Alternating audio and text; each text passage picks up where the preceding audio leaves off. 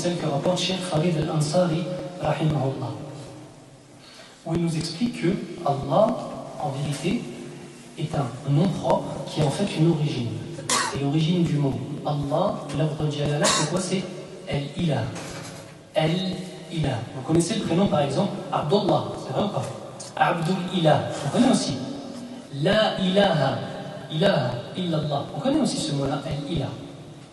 Donc certains disent que, en fait, El-Ilah, les kathratil isti'mal, tellement le mot El-Ilah était employé dans la langue des Arabes, parce qu'ils reconnaissaient l'existence d'Allah Azza wa Jalla, les Arabes de l'époque pré-islamique. C'est vrai ou pas? قال الله سبحانه وتعالى بسم الله الرحمن الرحيم ولئن سألتهم من خلق السماوات والأرض وسخر الشمس والقمر ليقولن الله. Dans le sens, si tu leur poses la question qui avait créé les cieux et la terre et a soumis le soleil et la lune à une circonférence spécifique, ils diront avec certitude c'est Allah. Donc ils connaissaient le nom, l'Ardul Jalal. Donc ici la deuxième des théories, c'est qu'à l'origine le mot Allah c'était El-Ilah. Et à force de dire El-Ilah, ici il y a quoi? Il y a une hamza, hamzatul qata'. Et chez les Arabes on a ce qu'on appelle al-thaqala. Al-thaqala, quand une chose est difficile à être dite, qu'est-ce qui se passe? On enlève une chose, on enlève une haraka, on déforme la chose. En tout cas, on va enlever par exemple une hamza. Et bien c'est ce qui s'est passé ici. D'accord? Donc Allah, l'origine c'est El-Ilah. Wa ilahukum ilahum wahid. D'accord? Ok. Deuxième question. L'origine du mot El-Ilah. Parce que là, de savoir que l'ordre Jalal à Allah dérive du mot El-Ilah sur une des deux paroles, c'est bien, mais ça ne nous rapporte pas grand-chose. Maintenant, ce qui est important, c'est de connaître l'origine du mot El-Ilah. Comment est-ce que les Arabes ont employé le mot El-Ilah? Comme vous le savez, les Arabes sont un peuple à l'origine qui est un peuple bédouin. Forcément, qui dit peuple bédouin dit chameau, chamel, chameau et dromadaire. D'accord? Ok. Lorsque le chameau arrive à un certain âge, on l'appelle El-Fasil. El-Fasil. Au jam, ça fait fissam. El-Fasil, lorsqu'il arrive à un certain âge, on le sépare de sa mère pour le sevrer. Fassala yufassilu, séparé.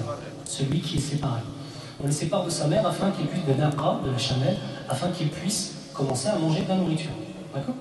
Sauf que, il y a pas mal de problèmes techniques pour ça. Premier problème technique, c'est que le chamelon, quand on le sépare de sa mère, il se met à pleurer. Et tant que sa mère entend ses pleurs, écoutez bien, elle ne mange pas, elle ne boit pas jusqu'à temps de mourir de faim et de soif. Et si lui, il entend sa mère, Naqa, qui lui répond, il ne mange pas et il ne boit pas jusqu'à temps qu'il meure de soif. D'accord? Donc qu'est-ce qui s'est passé? Les Arabes étaient obligés en fait de séparer ce facile, ce jeune chamelon de sa mère, avec une distance très éloignée. Donc qu'est-ce qu'ils faisaient? Ils prenaient ces chamelons et ils les mettaient à l'entrée de la ville. Et ils mettaient les mamans, entre parenthèses, les chamelles, les mères de ces chamelons, à un autre bout de la ville. Ce qui fait que les Arabes, lorsqu'ils rentraient dans une ville, à une certaine période de l'année, la période en vérité de sevrage de ces chamelons, ils voyaient tout un tas de petits chamelons, les uns contre les autres, en train de crier et en train de pleurer.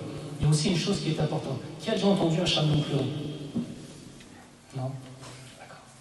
Un chamelon, quand il pleure, ça ressemble aux pleurs d'un enfant.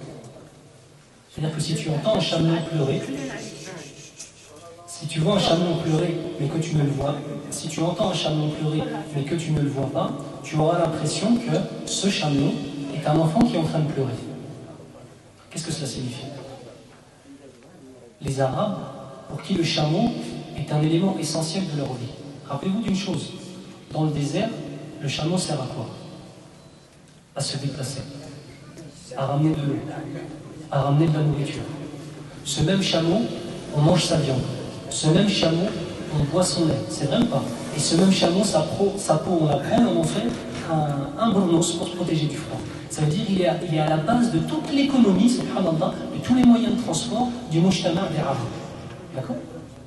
Alors ça veut dire qu'ils avaient conscience que les chameaux étaient très importants. Et lorsqu'ils passaient à côté de tous ces petits chameaux en train de pleurer les uns contre les autres, ça leur faisait mal au cœur.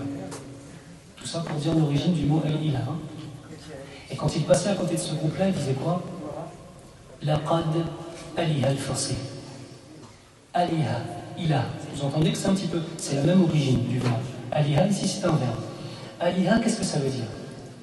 Cette phrase signifie ce chameau qui en âge d'être sevré a été séparé, écoutez bien, de la chose la plus importante de son existence, la lumière de sa vie. Et il ressent de cette séparation une douleur indescriptible. C'est ça l'ilah. L'ilah, c'est la chose que tu aimes plus que tout.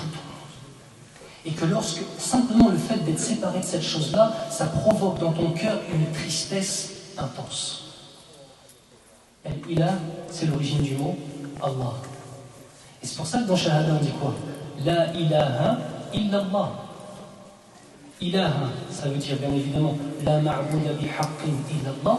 Il y a d'autres divinités dignes d'adoration hormis Allah, mais ça veut dire aussi La mahbouba bihaqqin illallah. Il y en a d'autres que l'on puisse aimer de tout notre être, sauf Allah subhanahu wa ta'ala. Et c'est pour cela que, vous savez, le polythéisme, shirk, le polythéisme, ce n'est